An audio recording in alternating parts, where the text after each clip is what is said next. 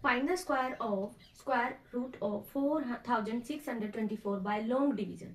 तो बेटा factorisation method से तो बच्चे इजीली कर लेते हैं, कई बच्चों को दिक्कत आती है, फैक्टराइजेशन मेथड से भी हम करके दिखा देंगे बाद में, बट टफ होता है वो लॉन्ग डिवीजन।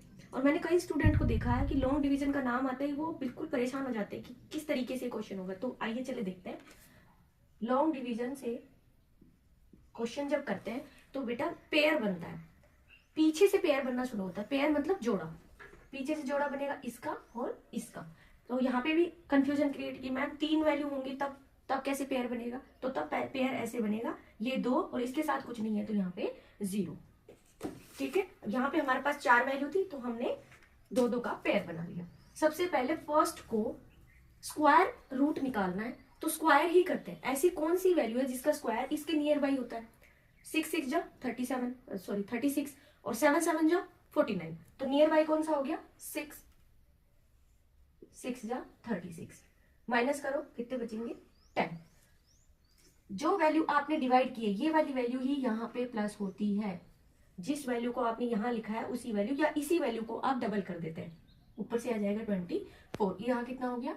12। अब इस वैल्यू का कोई मतलब नहीं है, इसको हम बाद में देखते हैं, सिर्फ पीछे वाली वैल्यू को देखेंगे। जैसे यहाँ है तो 3 को अगर मैं 3 से ही करती हूँ तो वैल्यू बहुत कम आएगी, 10 तक नहीं पहुंचेगी। अगर 4 को 4 से करती हूँ तो भी नहीं होगा। ऐसे ही चलते जाओ, तो ऐसे चलते चलते अगर हम आ जाते हैं 5 को 7 से करें तो 7 7 जा 49, 4 7 2 जा 14, 14 और 4 8 1 7, ये भी नहीं होगा।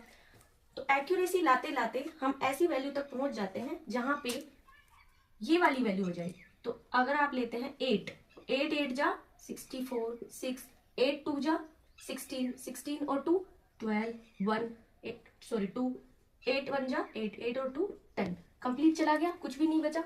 12 को किससे किया था? यहाँ पे 8 से। किससे किया था? 8 से। तो यहाँ भी कितना आएगा? 8।